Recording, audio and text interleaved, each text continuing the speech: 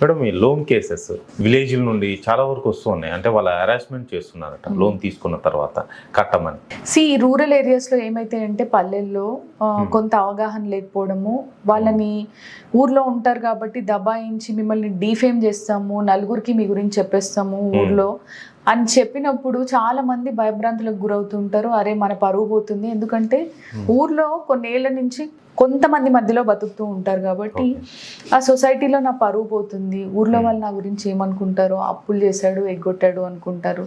ఇలా ఎన్నో రీజన్స్ ఉండొచ్చు. దీన్ని ఈ రికవరీ ఏజెంట్స్ ఎవరైతే ఉంటారో బ్యాంక్ రికవరీ ఏజెంట్స్ వాళ్ళు అదనుగా చూసుకొని పక్కింటోళ్ళకి ఫోన్ చేయడము, వాళ్ళకి వాట్సాప్ మెసేజ్లు పెట్టడము. ఎందుకంటే వీళ్ళ కాంటాక్ట్స్ అన్ని వీళ్ళకి తెలియకుండా వాళ్ళ దగ్గరికి ఎప్పుడో యాక్సెస్ అయిపోయి ఉంటాయి. ఎందుకంటే లోన్ తీసుకునే క్రమంలో వీళ్ళు హడావిడిలో అన్నిటికీ యాక్సెస్ ఇచ్చేస్తూ ఉంటారు. సో అట్లాంటి పరిస్థితిలో మీరు భయభ్రాంతులకు గురవాల్సిన అవసరం లేదు, మీరు భయపడిన అవసరం లేదు.